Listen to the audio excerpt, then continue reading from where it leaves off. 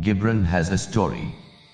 He says, one night one mother and daughter were awakened suddenly because of a noise.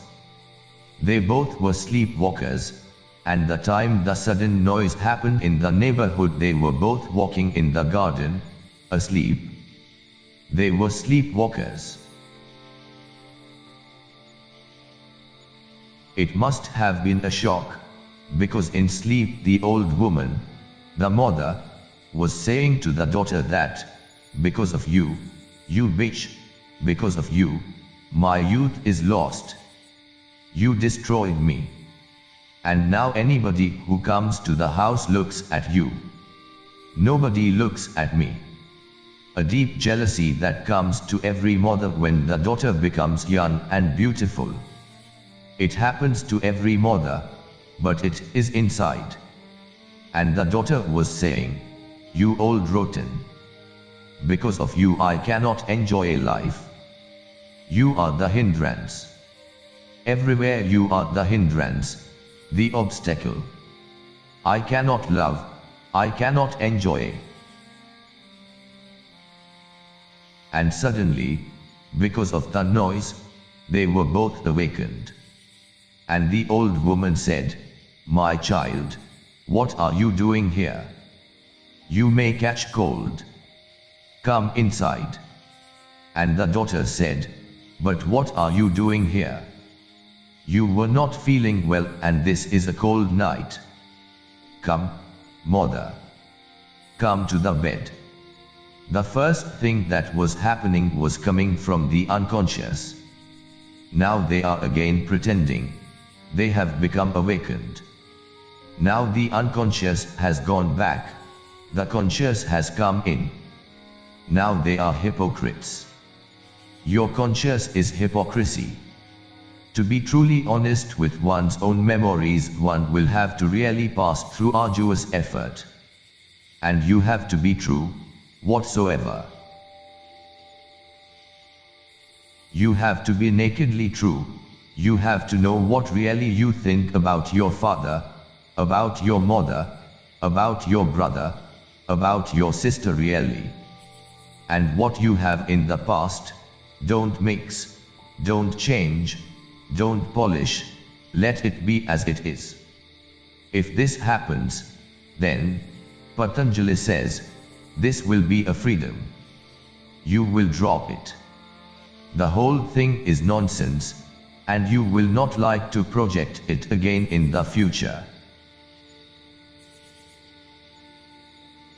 And then you will not be a hypocrite. You will be real, true, sincere. You will become authentic.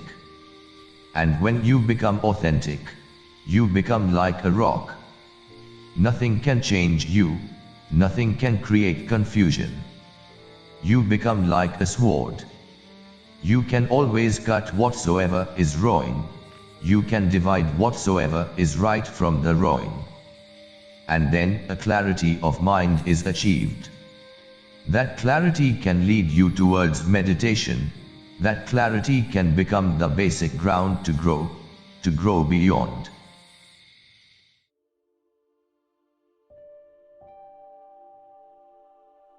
A king dreamt. In the night, in his dream, he saw death. He became afraid. He asked, what is the matter? Why are you making me so frightened? Death said, I have come to tell you that tomorrow by sunset I am coming, so get ready. It is just out of compassion so that you can prepare. The king was so shocked. His sleep was broken. It was the middle of the night.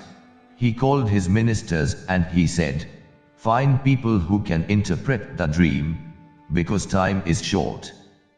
Maybe it is true. Then the interpreters came, but as interpreters always have been, they were great scholars.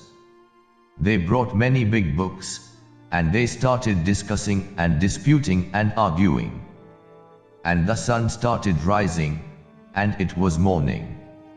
And an old man who was a very trusted servant to the king, he came to the king, And he whispered in his ear, "Don't be foolish. These people will quarrel forever and ever, and they will never come to any conclusion." Now, everybody was trying that his interpretation was right, and the king was more confused than ever. So he asked the old man, "Then what am I supposed to do?" He said, "Let them continue their discussions. They are not going to conclude so soon, and the sun will be setting, because once it has risen the sunset is not very far. Rather, take my advice and escape, at least escape from this palace. Be somewhere else. By the evening reach somewhere as far away as possible." The logic looked right. The king had a very fast horse, the fastest in the world. He rushed. He escaped. Hundreds of miles he passed. By the time he reached a certain town, the sun was just about to set. He was very happy. He patted his horse and he said, "You did well. We have come very far." And when he was patting his horse, suddenly he felt somebody was standing behind him. He looked back, the same shadow of death. And death started laughing. And the king said, "What is the matter? Why are you laughing?" Death said, "I was worried because you were destined to die under this tree, and I was worried how you would manage to reach. Your horse is really great. It did well. Let me also pat your horse. That's why I came in your dream.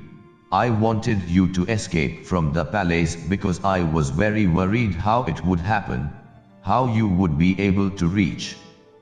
The place looked so far away, and only one day was left. But your horse did well. You have come in time. Wherever you go you will find death waiting for you. In all the directions death is waiting. In all the places death is waiting. So, that cannot be avoided. Then mind starts imagining some way to avoid it." Osho, The Discipline of Transcendence.